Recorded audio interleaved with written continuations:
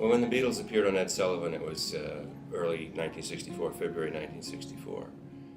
And myself, I'd been listening to music about kind of not that consciously younger, but quite consciously about a year and a half or 2 years before that. So when the Beatles music started to be played at the end of 1963 and the beginning of 1964, played on the radio, it really came across as something fresh and different.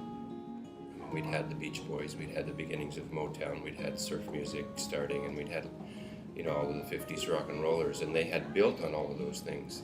But there was a freshness about it that was very appealing.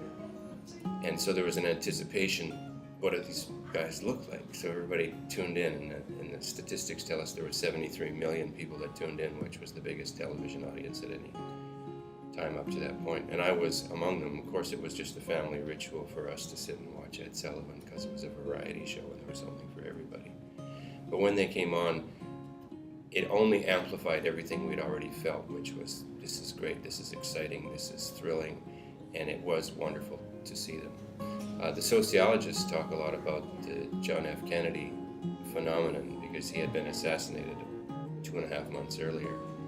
And as a Canadian, even though he wasn't our president, that grief was also felt.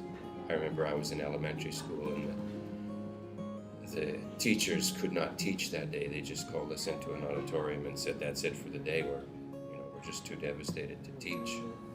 And it wasn't that, it didn't mean that much to us as kids, but we felt it from everybody around us that there was this grieving and this heaviness. And the sociologists say that the arrival of this youthful energy helped to dissipate that grief, and I think that's really true. It doesn't explain why they were already popular in England, but I think it boosted their popularity tremendously. So what happened was a lot of people went out and got instruments. I didn't, I was just a little bit too young, but by 1966 I got my first guitar.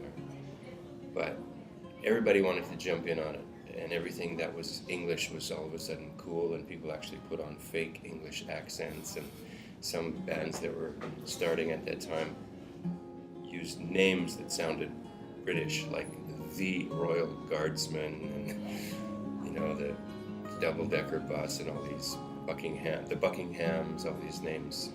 But it was a transformation, and a lot of people will date the beginning of the 1960s from that moment. Not the calendar 60s, but the cultural 1960s. Well, this course is designed so people will hear the music of the British invasion and get the sense of why it was important and why it was so spectacular at the time and why it still resonates to this day. And the way I do that is by putting it in its cultural context.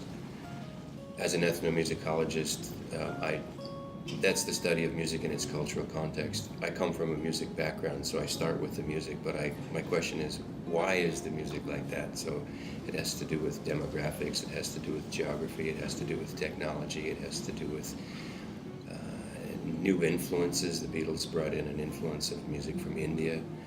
So all of these things are factors in how this music developed, and that's what I'm going to try to explain and show. I have film clips, I have recordings, I bring my guitar, I say, listen to this little bit, it sounds like this, and we have a lot of fun, educational fun.